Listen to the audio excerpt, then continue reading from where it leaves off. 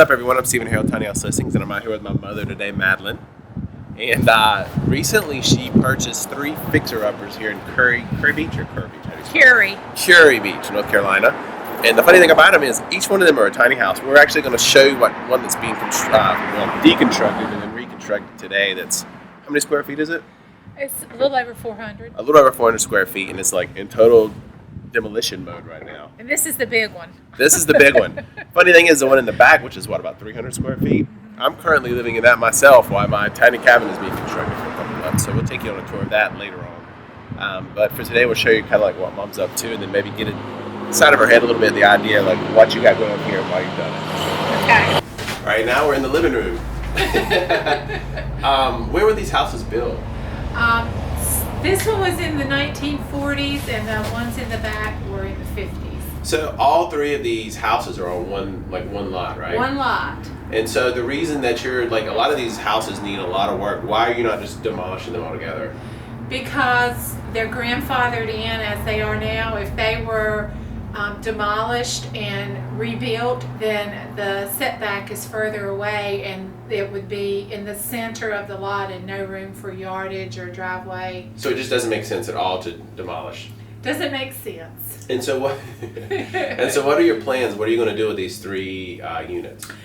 After they're done, I'm going to rent them out for vacation rentals, because we're across the street. You can see the oceans right there. I'll queue up there. While we're talking, we're going to have the drone footage going over to show everybody. Oh, okay. Yeah. And the pier is a block away, and there's some really good restaurants, and it's a nice place for long weekends or weekly vacations. So these were used as rental units before, but by fixing them up, you'll probably be able to command a higher price. Yeah, and to me, I wouldn't want to stay anywhere like they were before. I want them to be clean and comfortable. You know, when I go on vacation, I want a place that's pretty and peaceful and where I can just enjoy myself. Makes sense. Yeah. All right, so maybe now you can just kind of show us what you plan on doing for the house. And I'll show you something that's going to be cool for the upcoming workshop. There's some materials that we're going to reclaim from this house and use those for the upcoming workshop build. And now I'm going to take y'all on a quick little tour. It won't take long. Now this is going to be the kitchen. And it's, for this size house, I think it's fairly large, but it's still small. But I'm going to do a U-shaped kitchen with an island here with the sink and the dishwasher, drawers over there, fridge and stove, and more cabinets, and maybe a pantry. I'm going to use IKEA cabinets. This is the 4th house I've renovated, and I've always used IKEA cabinets. They're economical, they're sturdy. I like drawers instead of doors. They're just ideal. And also they have really inexpensive countertops that look nice.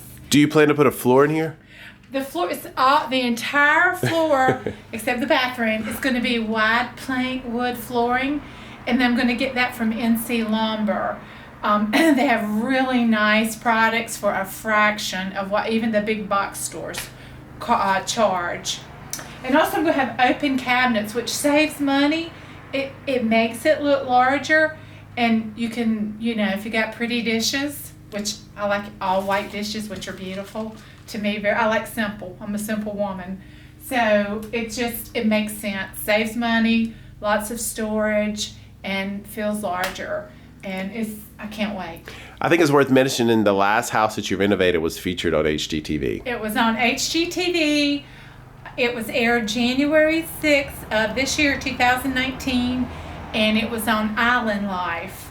And if you can look at it, I don't know if you can access that, but look at it. It's the cutest thing you've ever seen. It was small too, a little bit bigger than this, but it was little. Look for a channel on YouTube coming called Granny Flippers. That's me. This open area is a bed nook, and I'm just going to leave it open. And it's going to be a beautiful bed with beautiful linen, so it'll look really nice. And then thinking about having a floor length window there, and they can lay there, whoever's here, just look out and see the ocean. So that'll be really nice. And then this is going to be the bathroom. It's kind of pitiful now. I mean, it's really pitiful. But I'm just going to have a shower with a glass door, storage, vanity, toilet, subway tile, economical, you know, pretty white, makes everything look open, and maybe a transom window there. And the owner before, this is kind of dark back here, I don't know if you can see, but he had this as a closet. And then just this as storage, but we're going to take this down and have it opened with L-shaped bunk beds and storage closet, you know, just extra storage over here. So it'll be nice. Whoever's here, they can put the children back here and lock them in. The entire roof has to be replaced because it's sort of A-shaped, but it's more flat. So I want an A-shaped roof and just leave it open, like with the cathedral ceiling, and it just make it feel like there's more room. And just going to wrap the header in really pretty old reclaimed wood, and just, you know, that's probably going to be free. And so, you know, that'll be really nice just to kind of have all this area open. And this will be a living room with a sectional and a chair, and then just a built-in with the TV and some more storage. And as far as the roof, all this wood, this is really, it's really old wood. I mean, it's the old tongue and groove pine, and I mean, I love it. I'd rather have old than new. And Stephen had a really good idea. Instead of just throwing it away, he's going to use it for one of his workshops, or, you know, something really great. And it's really cool. I might save out enough just to build a little table, just because that's what I did with my other houses. Some of the old wood, I would have something built just to have it as a memory of what it looked like before. Okay, so for the exterior, the store has a mind of its own. All this old siding is going to be taken down and replace it with hardy board, wood and board and batten, and just paint it white, just real simple. The windows are going to be replaced with energy efficient windows and double French doors, glass doors, so you can see the ocean. This area, the refrigerator will be gone, and we're just going to have a shower area over here, and also an enclosed shed for everyone, so they can do their laundry. You just have a washer and dryer and maybe some storage, and an outside shower with a cover, because people up there in that house could look down and see. But anyway, there'll be a shower area that, you know, people can just wash off when they come back from the beach and just be nice and clean. So this place is so small, it just runs with this little AC, what is it, a heater and it's air conditioning and heating. So are you planning to use that, or are you going to replace it with something? No, I'm going to use a mini split for each one of them. So is the house going to be, it's going to be like super insulated, right? Super insulated. Once the old siding is removed, everything's going to be insulated before it's replaced, and also with the new roof, that's going to be insulated. I'd also like to have the floors insulated, since everything's got to be replaced anyway, so everything's covered. That's perfect, because right now, like, it's going to be so sunny here in the summer, it's going to be beating down right on that roof right there. So you're going to need a good amount of insulation. Lots of insulation. All right, so Mom, in the next couple of years, you're planning on retiring, right, from your nursing job? That's right. And so, how does this play into that? Well, the plan is, with the other renovations I did, and then I sold them, with each one I exponentially increased my profit. So I have been blessed to be able to pay cash for all of this, and then, you know, got to borrow just a little bit of money to do the renovations. But the plan is, with the rental income, this will be paid off in 2 years, hopefully less, and then this will be retirement income along with the other retirement I have. So I'll be able to retire comfortably, and just really enjoy it, because I enjoy, you know, working in the yard of the cottage, and, you know, I even enjoy cleaning them. So, but just by doing the hard working, like, and finding good deals on houses 1 time, 2 times, 3 times, 4 times, that's allowed you to purchase this property. Yes. And more than probably double your retirement income. Oh, At least, at least. Oh, it'll be much more than double. I mean, it's huge. You know, the potential, especially being at the beach. You know, it just, and honestly, I wasn't looking to do this. It's just the way it worked out, and I just feel like it was meant to be. But by doing this, I feel at peace. I feel like I have security financially.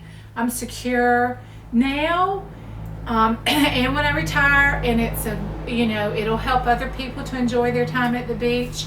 It will help me to hopefully help my grandchildren if they need help with their college. There's so many benefits. So I know it's early on with what you're doing, but like, would you recommend like buying tiny houses and using them as rental income, or like even do what you did, buying old tiny houses and fixing them up? And yeah. Absolutely. It's a no-brainer. It's a no-brainer because, especially a location. I mean, there's places all over this country that need rentals that you can rent on Airbnb or, you know, whatever, however you choose to do it.